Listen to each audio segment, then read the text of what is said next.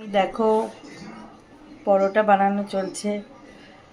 তো ওই পরোটাটা এরপর সেকে একদম ঘিয়ে ভাজা হবে। তিন কোনা পরোটা, যেটা আমরা বাঙালিরা খাই। তো আমার তো খুব ভালো লাগে পরোটা দিয়ে ছোলার ডাল খেতে। এবং আজকে অশোক ষষ্ঠী ছিল, সেই জন্য বাড়িতে নিরামিষ খাবে। তো সেই জন্য আজকে এই রেসিপি, পরোটা আর ছোলার ডাল। পরোটাটা দিয়ে দিয়েছে এই ফ্রাইং প্যানে।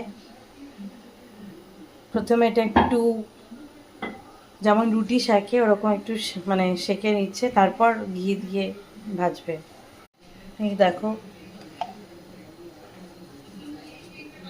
আমরা এবার কলকাতা থেকে মটন ঘি নিয়ে এসেছি। তো এটা মটন ঘি দিয়ে পরোটা বানানো হচ্ছে। কেননা নয়ডাতে এখানে সব বাফেলো ঘি পাওয়া যায় সাদা সাদা কালারের। আমাদের ঠিক ভালো লাগে না, সেজন্য আমরা কলকাতারই ঘি নিয়ে আসি যখন এখানে আসি। তো মটন ঘি ইউজ করছি। মটন ঘি দিয়ে একদম ফোলা ফোলা পরোটা। ভাবছিলাম লুচি খাবো, তো লুচি বানাতে গেলে অনেক কটা বানাতে হয়, সেই জন্য খুবই কষ্ট। এবং মানে 6টা 7টা মতো লুচি বানাতে এক একজনের জন্য, সেই জন্য পরোটাটাই বেটার। 2-3টে বানালেই হয়ে যাবে।